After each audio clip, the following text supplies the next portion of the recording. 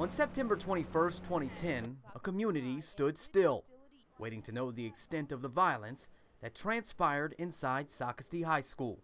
This afternoon, like I said, we got a call about shots being fired at Socastee High School. On that day, Christian Helms, a Socastee High freshman, brought a gun and weapons to school with a plan that ended before it started, because the school's resource officer wrestled a 14-year-old's gun away after the teen fired a shot that narrowly missed the officer. Every Socastee High student and parent remembers that day. Fear forever etched in their minds. I was scared. But for one mom and dad, that fear went further. My exact words was, what's up with these damn kids these days? Why they gotta bring guns to school? Not knowing that it was my child. The only thing at that point that had crossed my mind is that he'd taken the gun to school and committed suicide. More than 2 years later, Jamie and Traci Helms still live with the consequences of their son's actions. My face is probably the last thing that you want to see right now. That's the day that my child was ripped out of my hands. But for them, September 21st, 2010 isn't the hardest day to look back on.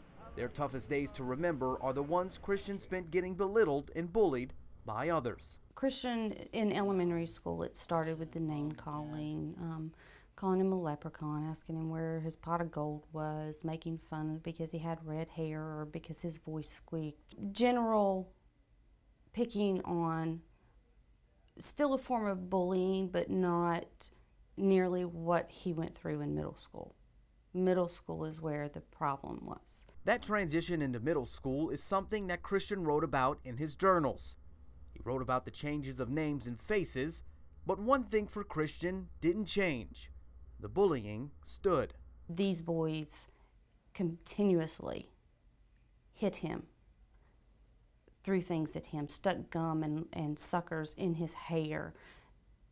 Boys spit in his face. You know, people, do the world a favor, go kill yourself. Traci and Jamie reported it to the schools, but then the reports of bullying from Christian suddenly stopped, and they thought everything was okay, but it wasn't. The kids just got smarter. They just hit him where we couldn't see, on the back, on the arm, in the chest, in the stomach. After that, he never told us another word. Everything's okay, everything's fine. Are they hitting on you? No, everything's fine. The bullying continued at school and at the place he was supposed to feel the safest, his home. It was god-awful the way I spoke to him.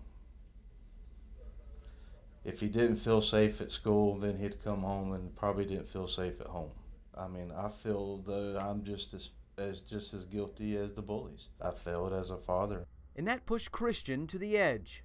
The young man who had run away from his enemies for so long started to find himself in a fight with a new enemy, the one inside himself. Let's see how that all turns out for me after I pull the final trigger. The journals he wrote to record the accounts of bullying turned into fantasies of how he would push back. No matter how well you know your child, they can always surprise you. And those years of bullying and torture came to a head.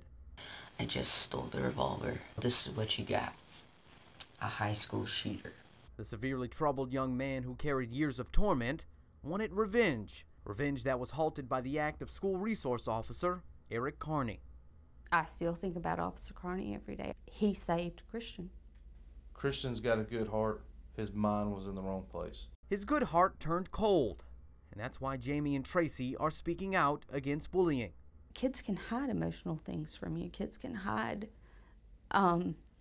feelings of despair, feelings of suicide. And they want others to join them. Us as adults we need to start acting like adults. You know, we could speak about what we're going to do, but it ain't nothing unless we do it. Kids get taught in elementary school, don't be a tattletale.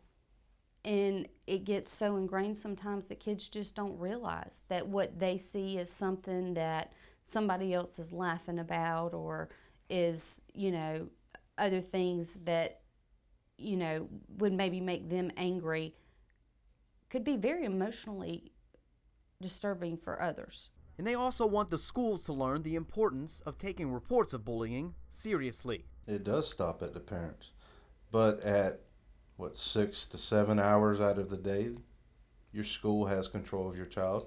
But these two say they're not passing blame. They save the finger pointing for themselves. I'm not blaming the school.